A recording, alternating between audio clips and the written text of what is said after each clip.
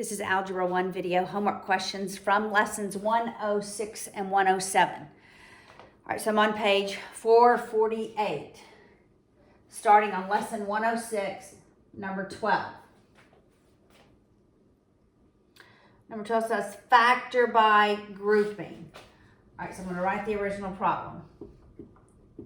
Okay, x minus 15 minus 5k plus 3x. You have to decide what are we going to group. All right. So I think I might group these and these. So let's try, because it is trial and error. So kx minus 5k, and then it's we'll put the 3x first, plus 3x minus 15. All right, see how I wrote those? Okay, here I can factor out the k. So it's k times x minus 5. Here I can factor out a 3 plus 3 times x minus 5, right? This is the goal, to have those two alike. So factoring is k plus 3 times x minus 5.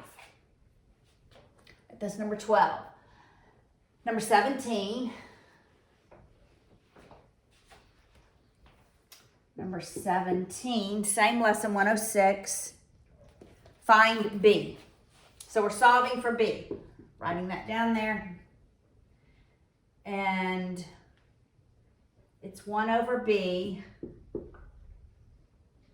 plus k over x equals y. First thing, eliminate the denominator by multiplying by what would be the common denominator. So bx would be the common denominator.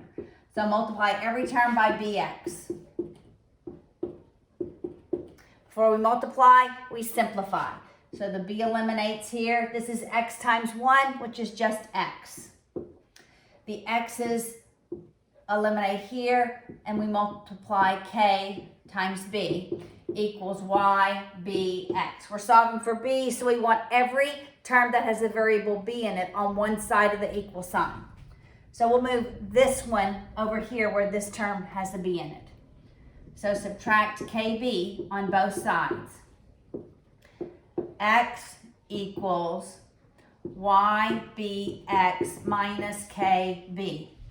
Once we have all of our b terms on the same side of the equal sign, we factor out the b. So x equals b, and what's left?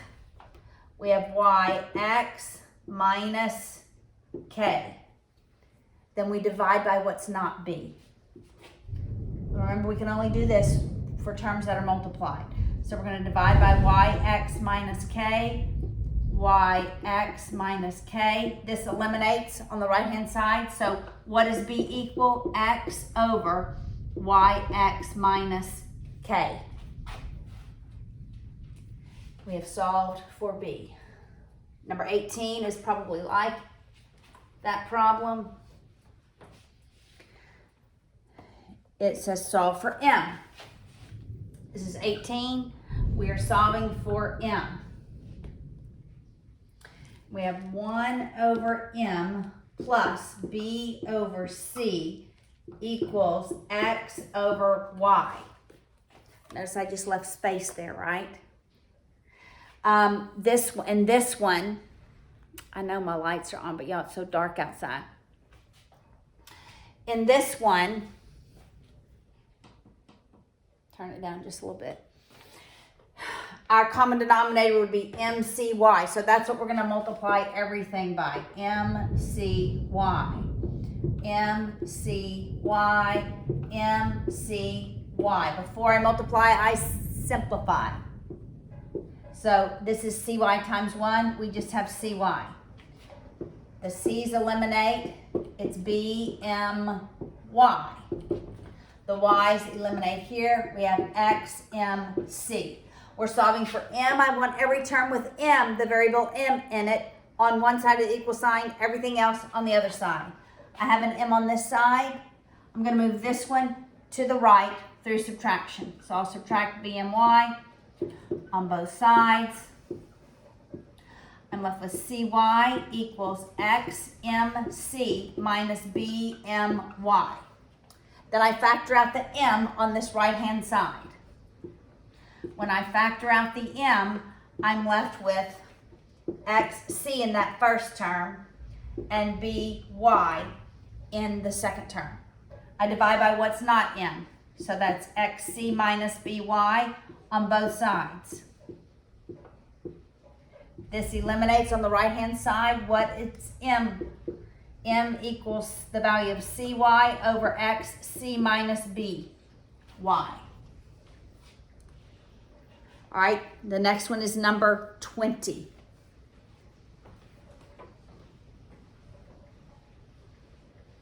Very similar to what we just did. So it's 12 over x plus 1 over 4x equals 7. When I have an equal sign, I am eliminating that denominator.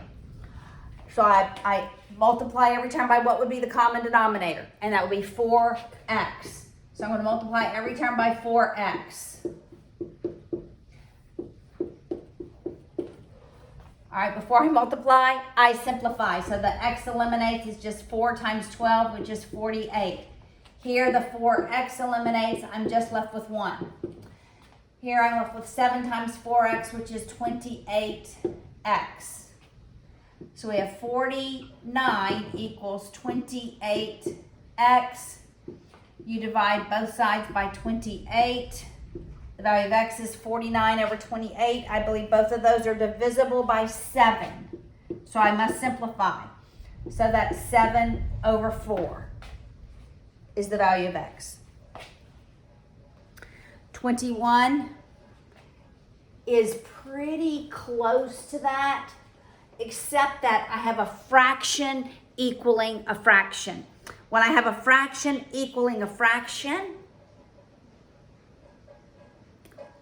I could multiply everything by what would be the common denominator. So 9 over 4x, or I could cross multiply. Anytime you have a fraction equaling a fraction, you can always cross multiply. But I'm going to treat it just like we did the previous problem.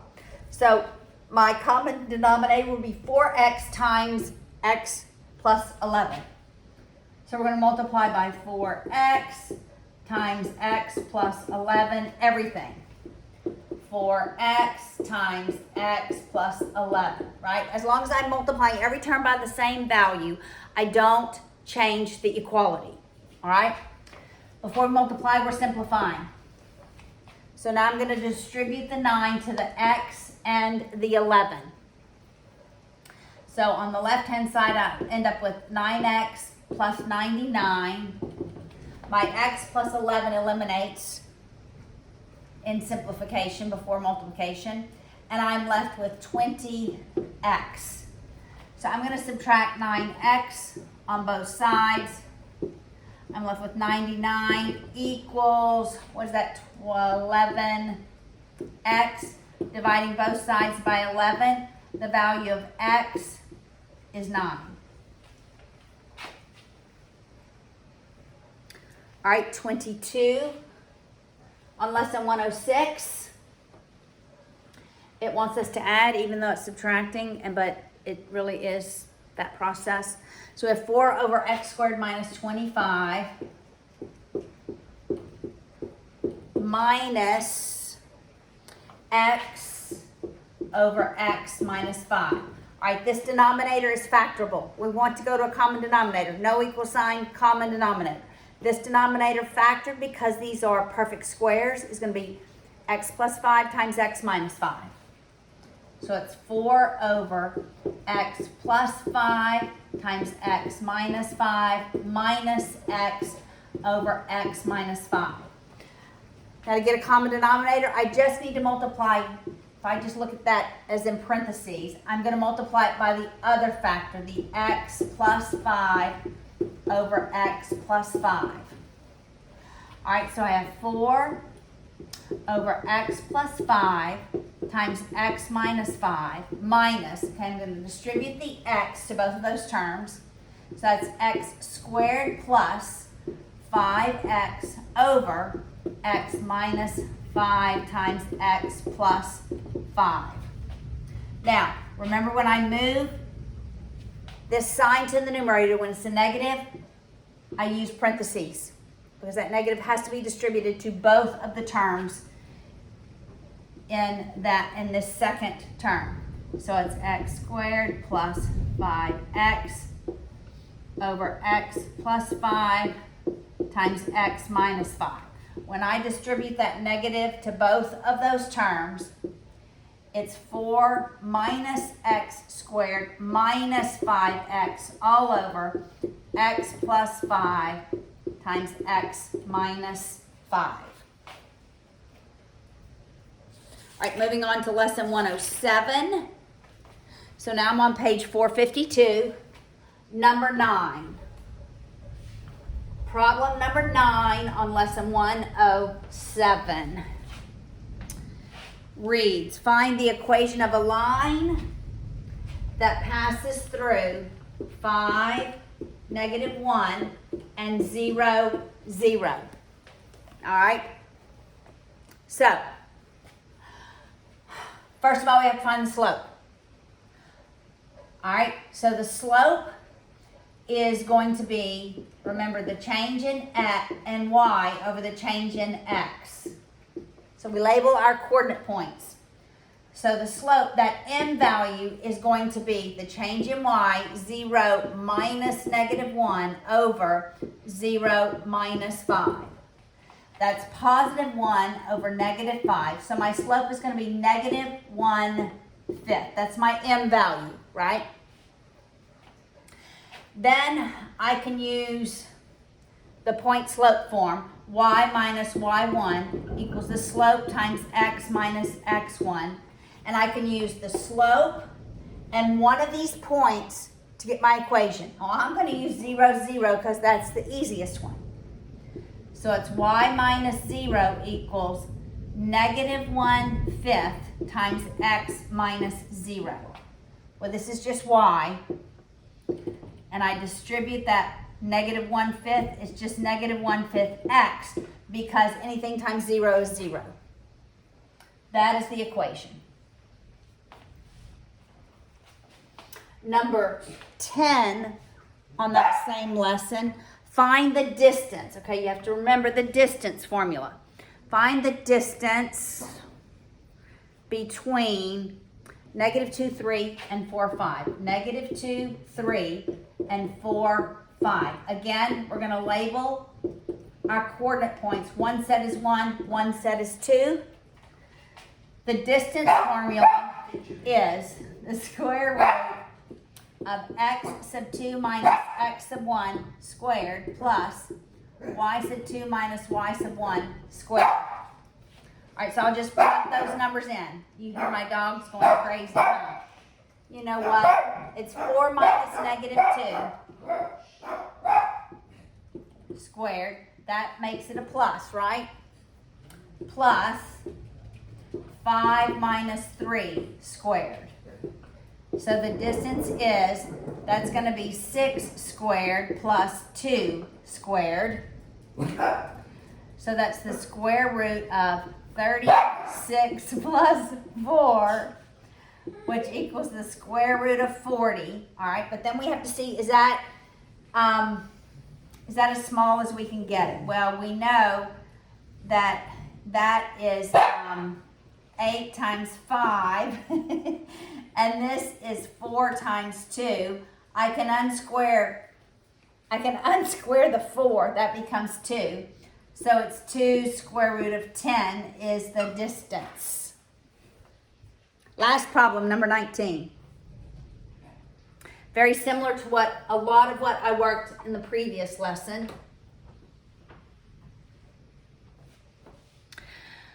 All right, so number 19, x minus 2 over 3x equals 4 over x minus 1 over 5. Woo! That was some thunder. Okay, now I know my common denominator is going to have an x in it, but I have that 3 and 5, so it would be 15x. So I'm going to multiply every term by 15x. Every term by 15x. 15x. All right, before I multiply, I'm going to simplify. Well, my x is eliminated in this one. The 3 becomes 1, 15 becomes 5.